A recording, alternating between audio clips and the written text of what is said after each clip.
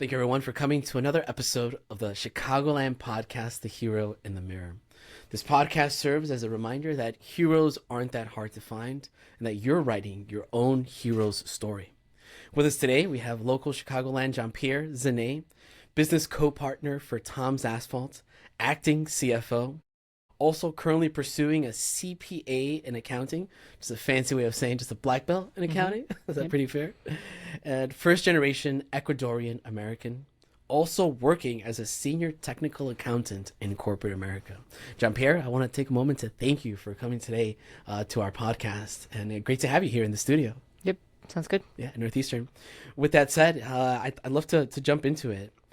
Usually when we start this conversation, it's a bit of self-reflection for the person that we've invited for our speaker into, you have all these great accomplishments, co-founder for Tom's Asphalt, pursuing your black belt in accounting, and you're also, working in corporate America, juggling all these different things. And granted, those are great accolades, but it doesn't happen overnight.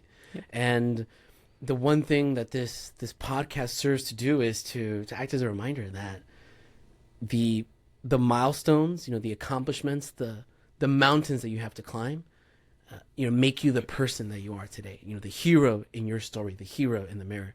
So I'd love to jump into it to talk about what were some of the main obstacles that you had to overcome in order to have all of these great accomplishments. Yeah. I guess I first want to start off with just saying thank you again for having me here. I'm excited just to see this production grow, seeing it from the outside on social media as well as just being connected with you as an individual. I'm just excited, as a business owner and me growing, seeing someone else grow, it just really motivates me as well. But back to the question that you were saying. Yeah, so I would say that out of my top 3 obstacles that I have, one is definitely education. So when I first started going to school and applying for college, I didn't even know what to fill out, what to look up. My mom, my brother, my sister, majority of my family, they just never did it. It's something that was heavily pushed, and I knew I wanted to accomplish it. I knew I was capable of doing it, but I just had no idea, Like I was saying earlier, just filling out a FAFSA form to me was super confusing, Filling out loans was super confusing. I just didn't know, but I'm glad I researched it, and I was able to get these scholarships, these grants, everything that I needed in order to do it, as well as take out some loans. But I was able to do what I needed to do in order to pursue my degree. So first starting that journey in your education, the reinvesting in yourself, Yep. I don't want to say breaking generational limits, Yep. but you setting the tone for the next generation. You can fill out a college application. Yep. You can fill out FAFSA. You can apply for loans. You can make it happen by putting one foot in front of the other. And, hopefully that does set the tone for your family in the future, going forward. That someone with our last name was able to Yep. accomplish these great things, and so can we. Yep. And it's planting that seed a little bit early. So the education was an obstacle. What about your role getting into corporate America? Yeah, that was definitely a different obstacle. Joining corporate America is definitely so different for someone that is a first generation. You don't really hear this from other family members of how difficult it is to let alone get your foot inside the door, but also grow. I tend to hear this a lot. I think a lot of Latinos and Latinas hear this a lot is, just be grateful with what you have. And I think we should be. I mean, obviously we would be grateful and humble, but, a lot of us were capable of a lot more, and being able to understand that, you could be a manager, you could be a CFO, you could be whatever you want. You just have to be willing to work through the work politics, as well as, really working hard and understanding that what you bring to the table is good. There's a reason why you're in that room. There's a reason why you're in a room that no one else is in. Like one thing that I struggle with is imposter syndrome. Yeah. And I'm always the youngest person in every room I walk into when it comes to corporate America and stuff like that. Oh, wow. But I sit back and I'm like, there's a reason why I'm here. I wouldn't have been here if they didn't believe in me, if they didn't see something in me. And also if I didn't believe in myself. Yeah. I think that's powerful, and a bit of that imposter syndrome. And I think we all kind of get it at one point or another, where we're in a room or we're in an interview, and it's just like, oh man, am I supposed to be here? Yeah. But it's that belief in yourself, and also the belief in others. Like, I'm sure your family believes in you a lot. Yeah. And that has an effect on how you present yourself Yep. in particular rooms. So it's also that transition to corporate America, Yep. being in rooms that often we're not in, Mm-hmm. as Latinos and Hispanics, but being confident in that, yeah, I'm Yeah. supposed to be here. Yeah. I'm here for a reason. So we talked about a little bit about your obstacles in education, being the first one filling out that college Yeah. application, that FAFSA, that loan, and not letting that be like an obstacle that would stop you. Like, okay, Yeah. great, this has to get done. Yep. I have to figure it out Yeah. in order to continue this educational journey, in order to graduate. And then it's the transition from education to corporate America, Yeah. where it's like, okay, great, now I have to figure out who I am. Yep. I was a student, and now I'm a professional. I'm a career professional. I'm an accountant, Yeah. working part of this big organization, with a lot of moving parts. And I may be, that single demographic in the Yeah. room that's typically not accounted for. What about your entrepreneurship journey? Your co-founder as Tom's Yeah. Asphalt. When did that start? And About 3 years ago now. okay, Yep. how was that journey? What made you Yeah. start that in the beginning? Yeah, I 'Cause- think my entrepreneur background is a little bit all over the place. I think I've had two failed businesses, and then this one was the one that I see tremendous success in. I can see it scaling a lot. I'm working on it a lot of hours. I'm probably doing an extra 40 hours on that and 40 hours on my corporate job, so 80 hours a week, working Monday through Sunday. It's just kind of how it is. But for this one is an interesting story. So I had a buddy who I used to wrestle with a long time ago in high school, and I went my route, he went his route, and he called me one day and he was like, "Hey, I'm really looking to take over my dad's business," because his dad owned the asphalt company for roughly about 15 years before he bought it from someone else. And then he told me, and I was like, "Hey, I don't know. I always knew I wanted to do something. Not in a million years I thought I would do asphalt, but I knew I wanted to do something, and I always struggled on like what it's gonna be. What am I gonna own? What am I gonna run?" And I told him, "Okay, let me take a look at your books. Let me see how they look. Let me see if this is something that makes sense to me." So we sat down and looked at everything. They opened everything up. I had conversations with them, and I told them originally he just wanted to hire me hourly, part time. I was like, "Look, man, you're not just gonna get a CFO. You're gonna get someone that's gonna go out there and physically do work, do sales, do HR, do everything." And I see a future in this business. I see it scalable. I see it growing. But I'm gonna need to be a partner. I'm gonna need to have ownership. And then we had a conversation. We negotiated, and we agreed to becoming a partnership and me being co-owner. Wow. And you mentioned, and you really didn't hesitate to say, I had two failed businesses. Yep. If I may, I'd love to talk a little bit about maybe just why those businesses failed, and what did you learn from that? Because I think for entrepreneurs Yep. listening in, it's like sometimes you're going to come across failed ideas. Yeah, I think I had two. One of them was like more of I guess a fantasy, right? Like you want to do it, you start getting into it, you hear about people making businesses and becoming successful. I wanted to do this, which I still think it's a good idea, but I just never went through it. I was more in the phases of like, hey, let's start a company. Let's not actually put pen and paper and let's work towards a product. It was more product service space. It was built-in headphones. It was headphones that would go in the back of your phone for like a case. Okay. So then when you went to the gym or you went somewhere else, you always had them with you. You wouldn't have lost them. They would Yeah. charge and stuff like that. I think really why it failed was because I was more focusing on the idea of having a business instead of actually scaling it or Running. building it or running it. Yeah. Yeah, And running I the think, minutia, yeah. the And I details. was like 18, 19, so I think it's just part of growing. It's part of learning. That's the first thing that I was like, okay, let me do this. And then, we all had our lives and no one really fully committed and put in the time. It was kind of like, yeah, let's do this. Let's have these meetings. Nothing really happened. So that was like my first failed business.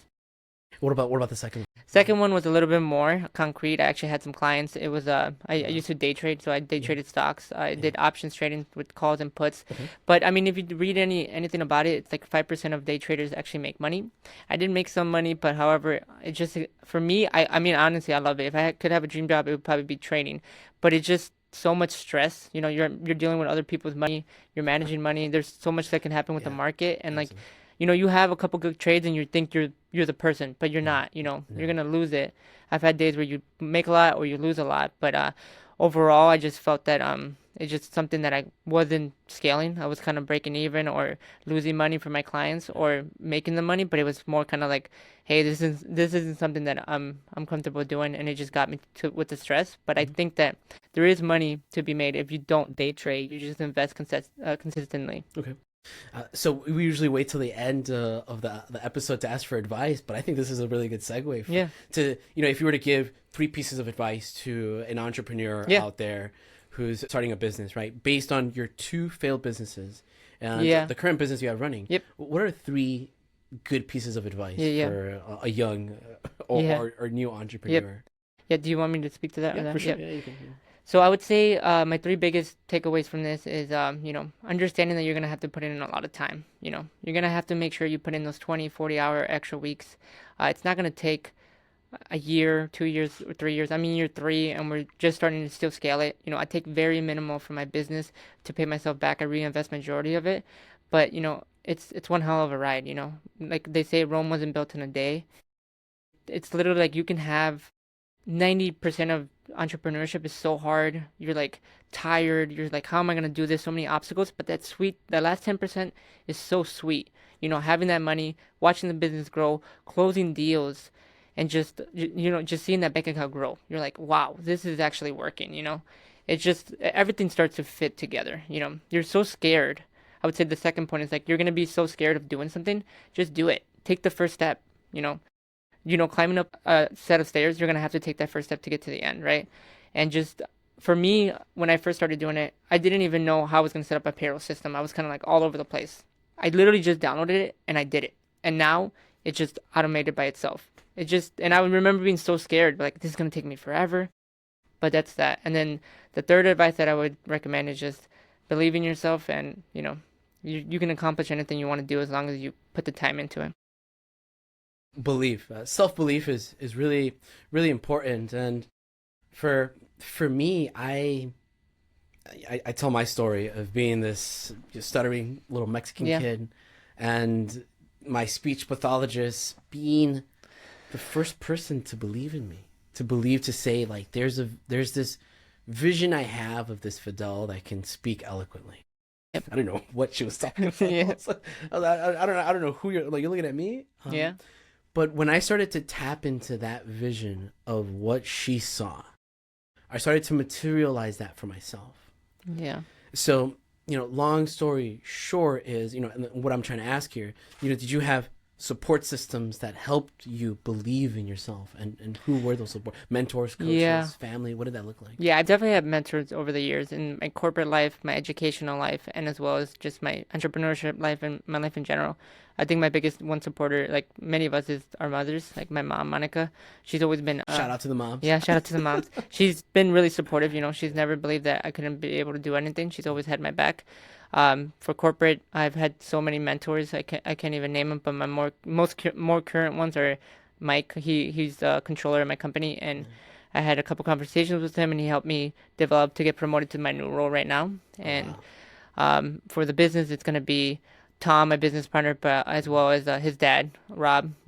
He had the business for 15 years. He's a guru in the business, and he really helps us out. He comes out, he consults. We're definitely changing stuff, but he has the fundamentals. Like if we're stuck, hey, did you ever encounter this? And he can just help us out. Yeah. That's definitely huge. And then for education, my professors, I've had a lot of professors that just always had my back, pushed me. I had an English professor that when I came in, I sucked at writing. He gave me a D the first time I got my first paper. Oh, damn. And he saw how stressed I was. I was like, hey, I worked really hard on it. Yeah. And then he made me go to the writing center multiple times. And he let me submit it like 5 times until I got an A on that paper. Oh, wow. And then I had him twice for Rhetoric 1 and Rhetoric 2.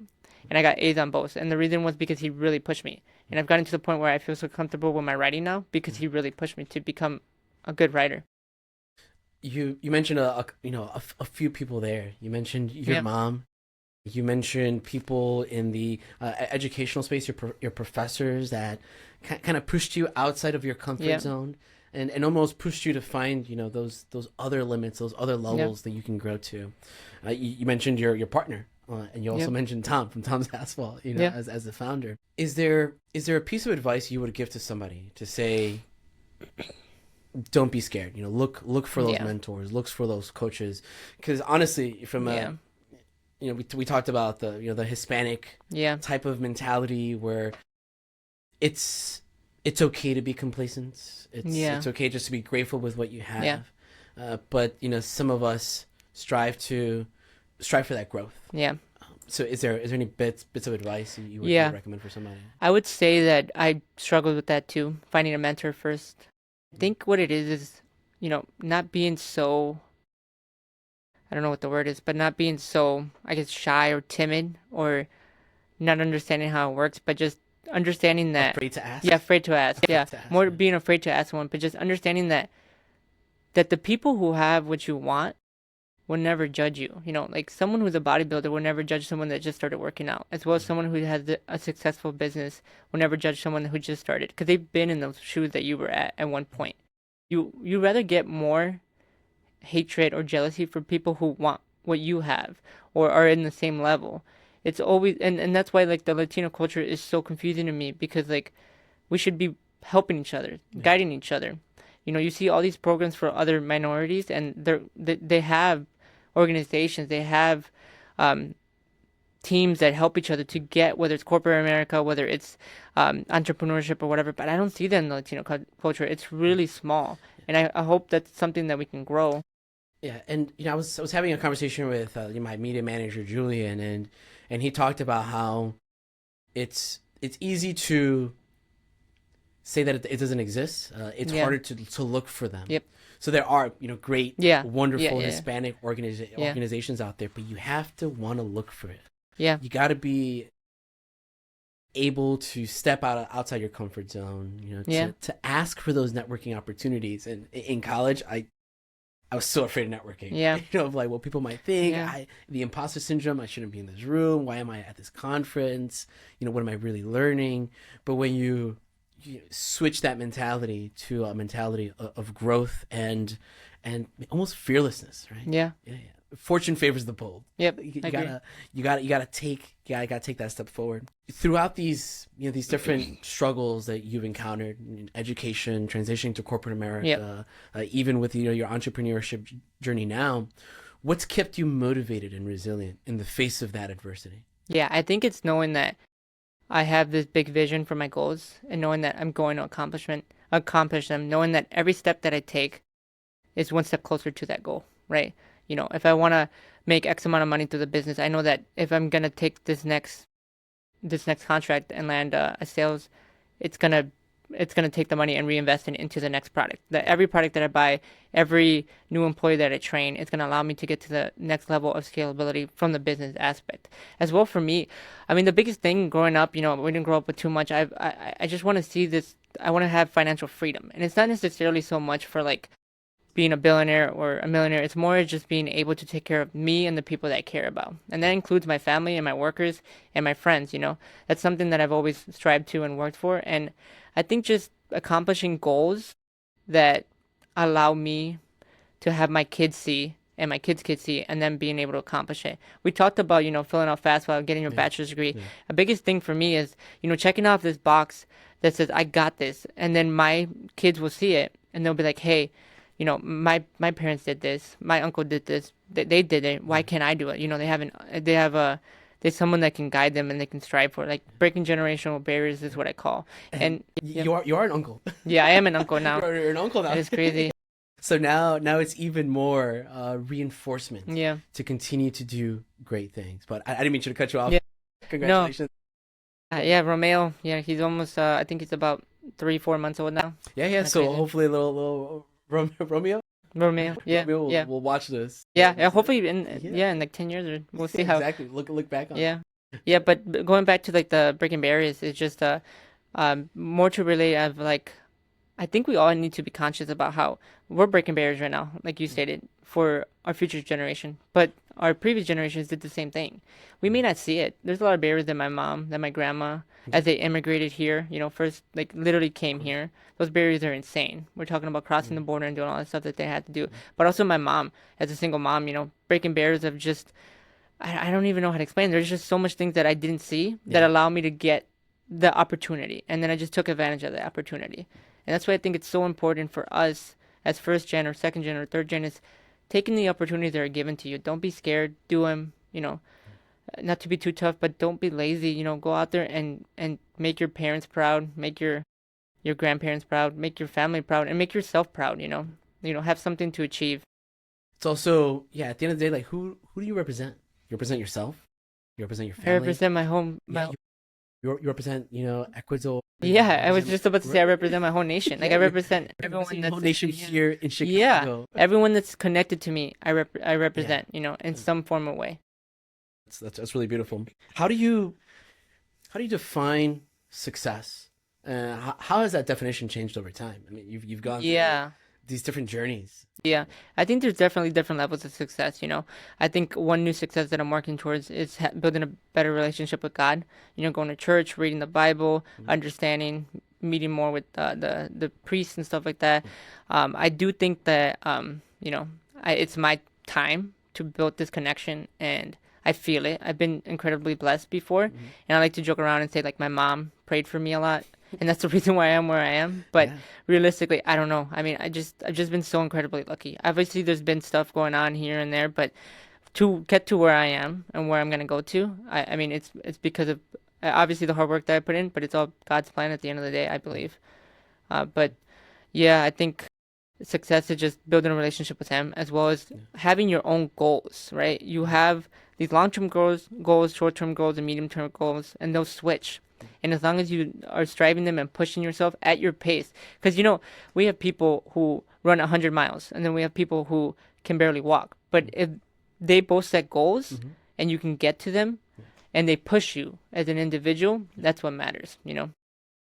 So for that one, to talk about those two points that you mentioned, your level of success also depends on your connection with God. Yeah, Also depends on your connection with God. God should be the foundation for yeah, for the things that you do, and there's nothing more beautiful than to be of service to others. yeah, Whether that's in the form of one-on-one coaching, yeah, that I do, or whether it's helping with accounting or asphalt for yeah, organizations to make sure that they represent that organization yeah, in a way where people come in, beautiful parking lot, or if they have tax situations or yeah. accounting situations, how can we resolve this so that we can continue to focus on higher value add activities? Yeah. So with this one, it's can you describe a time you almost felt like giving up, Yeah. and what kept you going? Yeah, I think when it comes to mind, I think there's only one time uh, where I was in college and I was taking a tax class, right? It was prime COVID. Everything was from home. I never You said really you said prime studied. COVID. Yeah, prime COVID, yeah. I never really I never really studied for exams. I was just really lucky. I mean, honestly, I was able to just go to school, pass my exams, and then just move on to the next one. But this one was a little bit more trickier because I was studying from home. I didn't really even pay attention. I was just submitting my exams, and it got to the point where it was the final exam. And I remember going to it and doing like this little calculation on the portal was like I need to get this in order to pass, like this certain amount of points. And I think it was exactly like a 71 in order to get a seat in that specific class. Because I didn't even open the book. I didn't even go to any of the lectures. And I went Did home. you buy the book? No, I didn't buy the book. But I literally remember just going through the PowerPoints and set up a time Yeah. in a week. I pretty much just crammed in the whole semester in a week. And I took the exam, and I was walking. I didn't know my exam yet. I submitted it, my score yet. I submitted it, and then I was walking outside. I'm like, oh my God, like I'm gonna have to pay so much money if I'm gonna fail this class. I mean, I was at DePaul, so it was probably gonna be another $6,000 just to literally redo a semester and Yeah. stuff like that. I was like, I don't know if I'm gonna be able to do this. If I don't pass this, I don't know. Like I really don't know. It was keeping me up all night. I remember literally logging onto the portal, and I got exactly a 71. Exactly what I needed. Yeah. And I remember just the relief and walking and being like I'm gonna be an accountant. Like that was kind of the realization of like I'm actually gonna do it. Granted, I probably should have gone back and actually paid attention, and I could have avoided it. I was talking to the dean of the College of Business, and we were having this conversation about intentional students who come to class with the intention of learning. Granted, during COVID, it was easier to just hop on a Yeah, Zoom class, go to get the grade. But that's also a mindset shift that's needed. That's important for yeah, students to acknowledge. Whether you're pursuing more degrees, it's how are you intentional in the things that you're doing. Whether it's being in a class, yeah, whether it's going to that conference, are you intentional about what you're trying to accomplish? Are you as a as a new entrepreneur, are you Yeah. intentional in what you're looking to do? Like you mentioned a little earlier, when your first endeavor, you were trying to sell this product, Yeah. and it was a great idea, Yeah. right? The motivation was there the first day, but then people Yeah. wean, and the motivation goes to the side. That's where the discipline and the intention for what you're trying to accomplish come in. Yeah. If we were to talk about, right now, what are current goals that you have, and current obstacles that you're facing, and how are you thinking about Yeah. So I kind of have like 4 main goals I'm working on right now. Would be my education, which is the CPA, the black belt in accounting. Yep. Which is progressing. I've been passing some exams, so I just have to continue doing that. Okay. My second one would be scaling my business, Yeah. getting it to the next level. Yeah. And that's in talks of like profitability as well as just getting more equipment and more employees. And then the third one would be, connection with God, building it. And then the fourth one would just be my wedding, planning for my wedding and making sure that everything goes aligned there. And I guess five too, because I'm working, trying to work out and get in better shape. Yeah, absolutely. Yeah. What obstacles are you encountering with each of those? I think let's just go down the list. I think when it comes to the working out, I think it's just just getting back into the groove of it. I've been 3 months just going consistently, but I think if I broke the hurdle of like, okay, I'm gonna get there. But I'm a big guy. I look at the scale every morning. I weigh myself, so sometimes it fluctuates and it's like it's trending good, but it just like on days that it goes up, you're like, oh man. So you have to kind of go back, yeah. Okay. But that's that. Second one with the wedding is just it's just a lot. You're just planning a lot. You're trying to figure it out, and you're hearing a lot of details. Yeah, and you're hearing whispers for like different family members tell you like, yeah, you should really do this, you should do that, and I'm like, well, I don't have a blank check, and also like, it's my wedding, But I appreciate it, but it's kind of like for sure. So juggling kind of the feedback and recommendations from different family members, and still not losing sight that it's your wedding, it's your special day. Granted, you can take that feedback and apply it, but 100%. It's your decision at the end of the day. What about with Tom's Asphalt? With the scalability, I think at the beginning of this year was more understanding. Like last year, we fully took it over, and we didn't have any leads going on to the season starting. We usually start mid-April or early May. That's just when the season allows it to work. This year, I don't even know. Maybe we have like 14, 15 lot jobs, and I'm talking commercial lots. We haven't even talked to any of our residential properties yet. And so like that was the biggest struggle, was just getting our pipeline. And now we're getting to the point where, I finished quoting someone yesterday. I'm going to have my meeting the day after this to quote another job. It's just, it's growing, and I can tell. And I'm having these conversations with my coordinator, and I'm saying, hey, if this is too much for you, let me know. It's okay. I'll hire another person, which is awesome because it's growing. It's getting to a point where it's like, okay, we're doing this. But I think now we're running into the issue where we need another truck. We have one main truck to haul stuff, right? Yeah. But now we're talking about doing these bigger commercial jobs, and it's like, oh, we're going to have to go there, do a section, go back, fill it up, go there. But it's just, we're at the point, or in storage too, we're at the point where we're like about to break it, but we just don't have the resources that these bigger companies have, like storage areas for pallets and stuff like that, or multiple trucks. But we also don't have the money just to go out there and buy it. So it's just about landing these big jobs. This is a strategy that I use. And if it helps anyone else, maybe it does. You have, you land these jobs and you guarantee lock them in with your profit margin, whatever's left over. And I'm heavy on reinvesting right now, but in the future it could be different. I lock in jobs and I purchase equipment for my profit margins.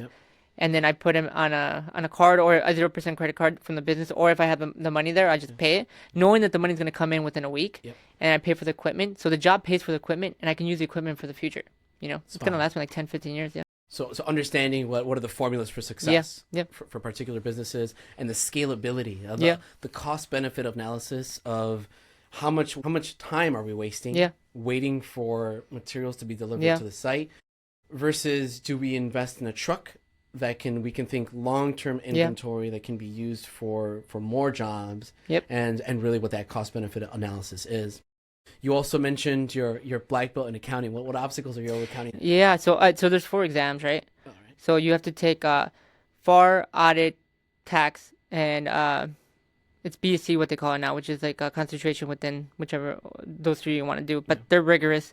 Each of them are 4-hour exams, and 4 hours of Or exams. 4 hours. I know. You go out, you go in there, they literally pat you down. You go through a metal detector. It's That's like it's serious. crazy. All right, yeah. Yeah, you go in there, you're in like cubicle and they have like 1,000 cameras on you.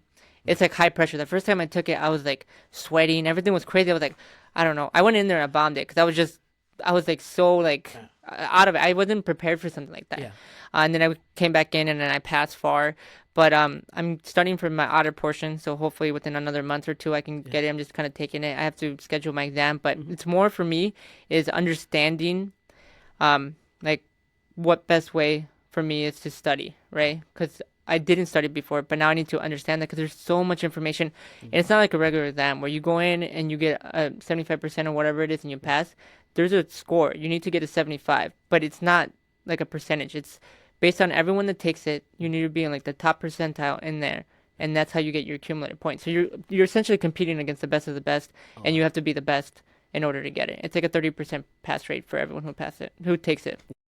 So, and with that one, it's understanding the milestones to accomplish that, knowing that there's 4 tests. Yeah. Each is 4 hours.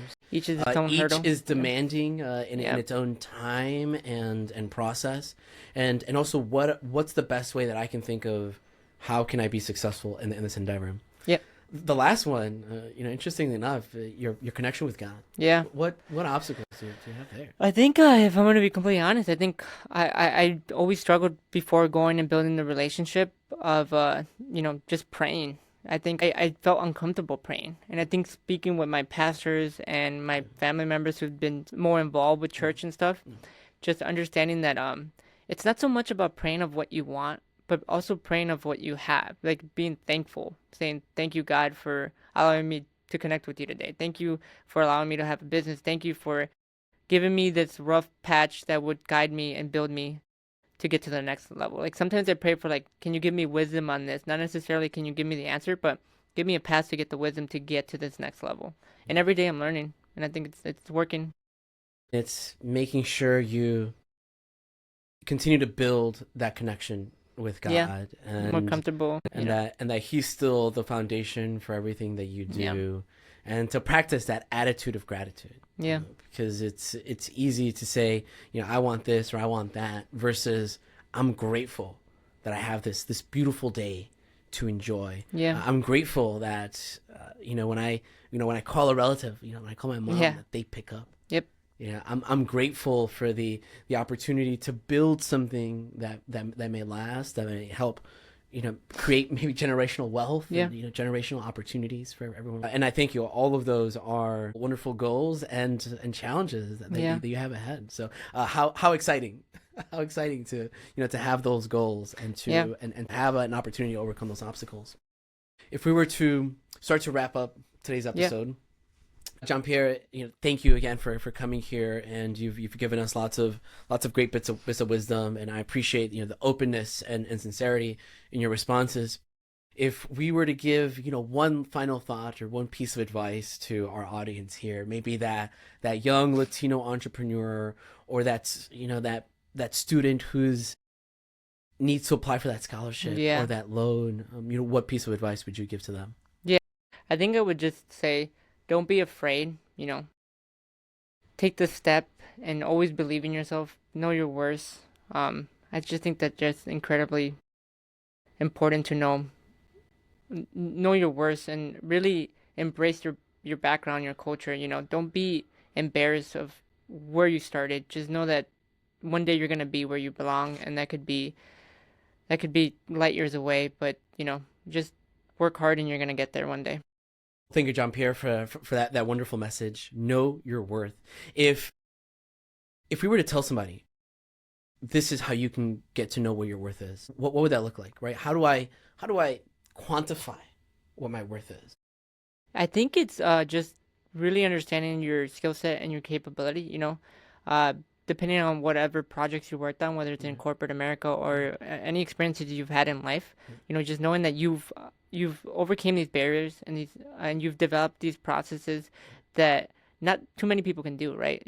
Just knowing that, hey, I can do this and I can learn and I can adapt and I can get to the next level, right? You're going to get challenged, and that's the point, is getting challenged, understanding it, asking those questions, getting to the next level, researching the topic, And then once you feel comfortable about doing a hard task, you'll understand that the next hard task is possible and you can do it. I mean, I just think anybody can do whatever they want to do as long as you put your mind to it. I mean, granted, some are like I couldn't become an astronaut, but I mean, there's just some tasks that you can do, right? Yeah, for And sure. that Yeah. you can do. So know your worth based on what you've accomplished so far. And something there is, embrace your hero's journey. Embrace those obstacles that you've overcome. Look for those next goals. Yep. Get ready for the challenges that may arise. Embrace your hero's journey. With that said, I want to thank everyone for coming to this episode of the podcast, The Hero in the Mirror. It's been wonderful to hear your story, Jampierr, and your gems of advice. For our folks listening, right, this should be a reminder that heroes aren't that hard to find. We had one here today, and he's acknowledging his hero story. So my ask of you is to smile when you see that hero in the mirror, to take a moment in your busy day to reflect on everything that you've accomplished and know that you create that version of you and that hero story. So with that said, thank you very much, Jampierr. It was a pleasure to have you.